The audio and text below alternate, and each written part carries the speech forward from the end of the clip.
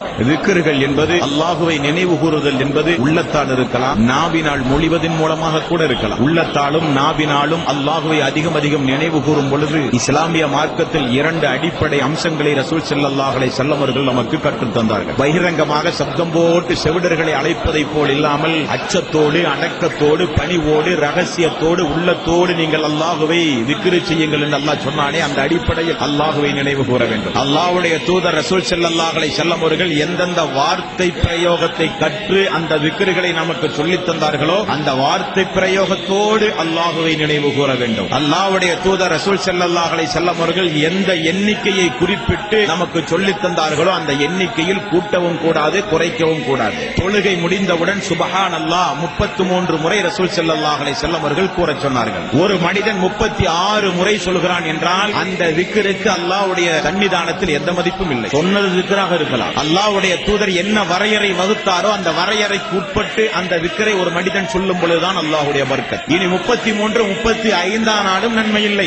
33 30 நாளும் நன்மை இல்லை.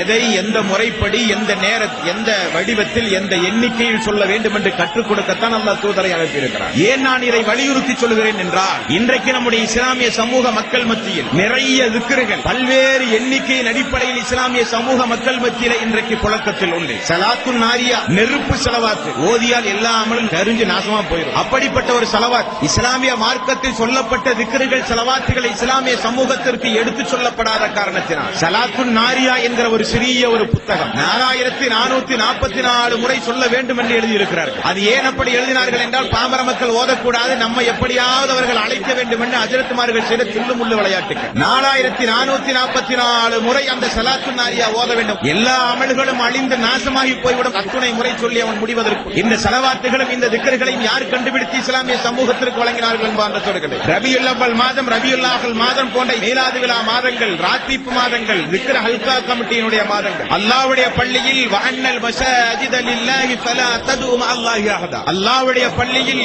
அல்லாஹ் அல்லாமல் யாரையும் அழைத்து நீங்கள் பிரார்த்தனை செய்யாதீர்கள் என்று சொல்லப்பட்ட அந்த அல்லாஹ்வுடைய ஆலயத்தில் அல்லாஹ்வை நீங்கள் உள்ளச்சத்தோடு, பணிவோடு, ரகசியமாக உள்ளத்தில் பயத்தோடு, பணிவோடு அல்லாஹ்வை நினைவு கூறுங்கள் என்று சொல்லப்பட்ட இந்த திக்ருகள் ஸலவாத்துகள் இன்றைக்கு இஸ்லாமிய சமூகத்தில் எப்படி மாறிவிட்டது அன்பார்ந்த சகோதரர்களே. எத்தனையோ திக்ருகள் உண்டு. திக்ர் ஹல்கா கமிட்டிகள் வட்டமிட்டு மைக்கை போட்டு ஹாரனை பெரிய அளவிலே சத்தம் போட்டு வீதியே அலறுகிற அளவுக்கு அல்லாஹ்வுடைய ஆலயத்திற்குள் திக்ர் ஹல்கா கமிட்டிகள் நடைபெறும். பார்த்திருக்கிறீர்களா? ஹா ஹீம் எத்தனை முறை? 303 முறை மைக்க போட்டு ஹா ஹீம் ஹா ஹீம் ஹா ஹீம் 303 முறை, ஹீ ஹம் ஹீ ஹம் ஹீ ஹம் 303 முறை. திக்ருகள் பக்கத்து வீட்டுல யாருக்காவது ஹார்ட் அட்டாக் இருந்தா அப்பவே போய் சேர்ந்துருவான். சத்தத்தை அதிகமா வச்சு நாங்களாம் திக்ருகள் சொல்றோம், ஸலவாத்து சொல்லி வேணா கூடாதுங்கிறது. 303 முறை லா லா லா லா லா லா.